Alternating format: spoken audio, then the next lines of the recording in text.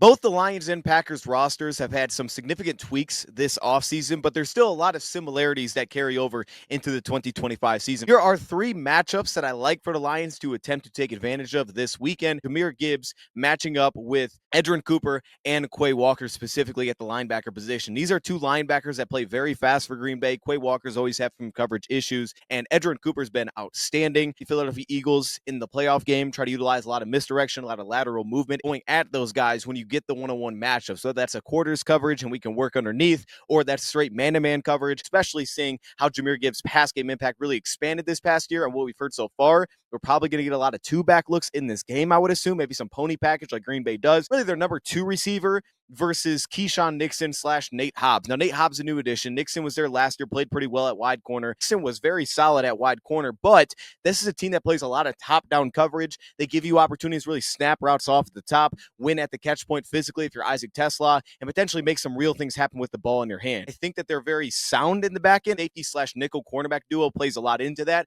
but true one-on-ones, the Lions make it a slight lean there. Lions interior offensive line, Tate Ratledge, Christian Mahogany, and Graham Glasgow, versus guys like Carl Brooks and Devontae Wyatt after moving off Kenny Clark. Now, to me, Kenny was never elite against the run, but he was a big-time pass rusher, but he could still shed one-on-one. Both those guys are a little bit unproven, I would say, against the run. Devontae Wyatt did some good work last year, over 30 pressures. Carl Brooks has been a really nice piece out of Bowling Green that they've kicked inside, let him get after the quarterback as well. But against the run, that's going to be the key. Philadelphia, who has a great O-line, but have success with dual runs, getting straight downhill, maybe some whams, some traps, so they can jump to those backers that are so athletic playing downhill. Now let's go to two honorable mentions.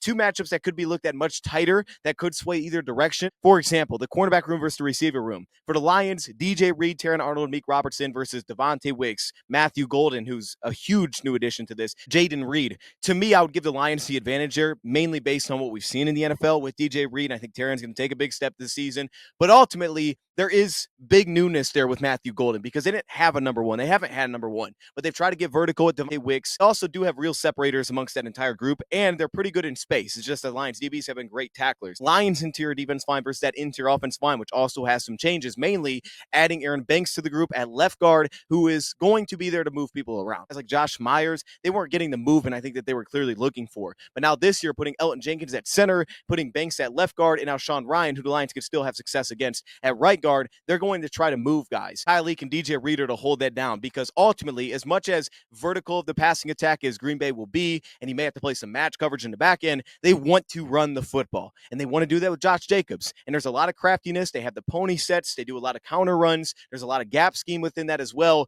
You have to be really on point on the interior because they want to get downhill still with Josh Jacobs.